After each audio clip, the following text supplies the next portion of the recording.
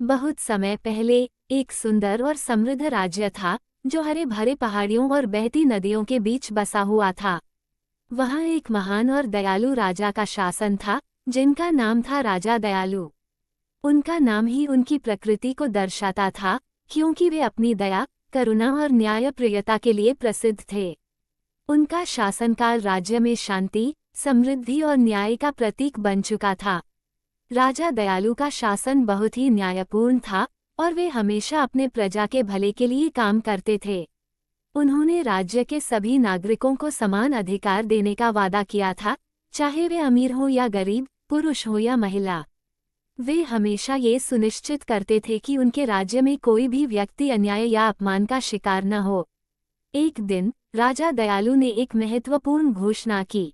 उन्होंने राज्य के सभी नागरिकों को महल में बुलाया और कहा, मुझे यह एहसास हुआ है कि हमारी समृद्धि केवल उन लोगों तक सीमित नहीं रहनी चाहिए जो संपन्न हैं। गरीबों और दुर्बल वर्ग के लोग अक्सर अनदेखे रहते हैं। इस राज्य में अब से हर किसी को अपनी समस्याओं और शिकायतों को मेरे पास लाने का अधिकार होगा।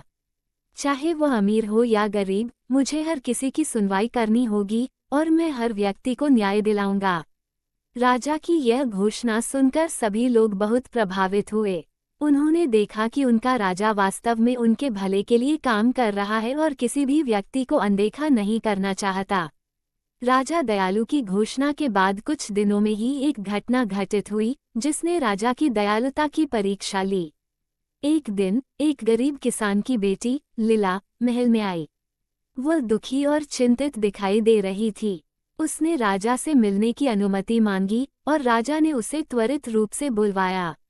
लीला ने राजा के सामने झुककर कहा, मुझे माफ करें महाराज, मैं बहुत गरीब हूँ और मेरे परिवार के पास खाने के लिए कुछ भी नहीं है। मेरे पिता की फसल इस बार बुरी तरह से मारी गई है और हम दुख में हैं। कृपया हमें मदद दीजिए। राजा दयालु ने ध्यान से उसकी बातें सुनी, लेकिन तभी उनकी नज़र लीला के हाथ में पकड़ी हुई एक चमचमाती हुई माला पर पड़ी। ये वही माला थी जो कुछ दिन पहले महल से चोरी हो गई थी। राजा को शक हुआ और उन्होंने लीला से पूछा, यह माला कहाँ से आई है बच्ची? लीला ने डरते डरते जवाब दिया, महाराज, मैं आपको सच बताती हूँ। यह माला मैंने खेतों में पाई थी। ये बहुत कीमती है और मैंने सोचा था कि इसे बेचकर मैं अपने परिवार के लिए भोजन खरीद लूंगी। लेकिन जब मुझे यह एहसास हुआ कि यह माला आपके परिवार की है, तो मैंने इसे लौटाने का निश्चय किया। मैं गलत रास्ते पर नहीं जाना चाहती थी। राजा दयालु ने माला को ध्यान से देखा और फिर लीला की आंखों में झांकते हुए कहा, तुमने चोरी करने की कोशिश नहीं की, बल्कि यह तो तुम्हारी मजबूरी थी। तुमने इसे बेचने का इरादा किया था, लेकिन फिर तुमने अपनी अच्छाई को चुना और माला लौटा दी। ये साहसिक निर्णय था। राजा दयालु ने लीला से कहा, तुमने दिखा दिया कि तुम्हारे दिल में सच्चाई और ईमानदारी है। तुमने अपनी परिस्थिति को समझा और फिर भी सही रास्ते का चयन किया।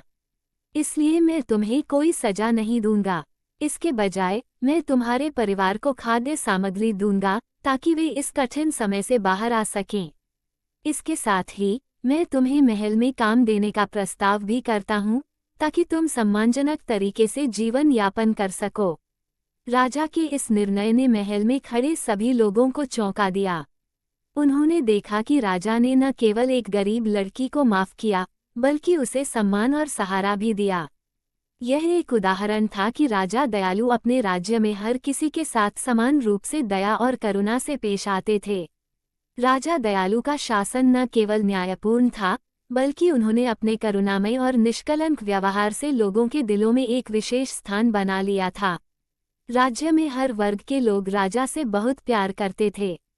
राजा का संदेश साफ था, सभी प्रजाओं को समान मान्यता और सम्मान मिलना चाहिए।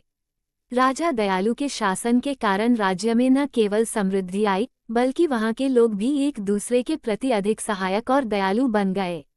गरीब और अमीर के बीच की खाई घटी और राज्य में एक ऐसा वातावरण बना जिसमें हर किसी को अपने अधिकार मिलते थे।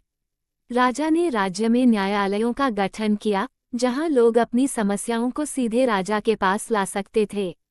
वे स्वयं इन मामलों को सुनते थे और जो भी सही होता वह निर्णय लिया जाता था।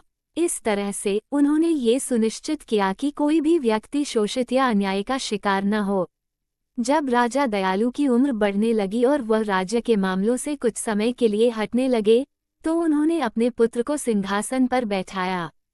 वे चाहते थे कि उनका पुत्र भी उनकी तरह दयालु और न्यायप्रिय बने। उन्होंने अपने पुत्र को यह समझाया, याद रखो बेटा, एक राजा की असली महानता उसकी शक्ति या संपत्ति में नहीं, बल्कि उसकी दया और न्याय में है। तुम्हारा कर्तव्य है कि तुम अपनी प्रजा की भलाई के लिए काम करो। राजा दयालु के पुत्र ने अपने पिता की शिक्षाओं को आत्मसात किया और राज्य में उन्हीं के जैसे न्याय और दया का पालन किया। उनके शासनकाल में भी राज्य ने समृद्धि और शांति का अनुभव किया और राजा दयालु की धरोहर जीवित रही। राजा दयालु की कहानी हमें ये सिखाती है कि वास्तविक महानता दया और करुणा में छिपी होती है। एक राजा का असली मूल्य उसकी संपत्ति या शक्ति से नहीं, बल्कि उसकी प्रजा के प्रति उसके व्यवहार और न्यायप्रियता से आंका जाता है। राजा दयालु ने अपने शासनकाल में ये सिद्ध कर दिया कि एक दयालु और न्यायपूर्ण शासन ही सच्ची सफलता और समृद्धि का कारण होता है।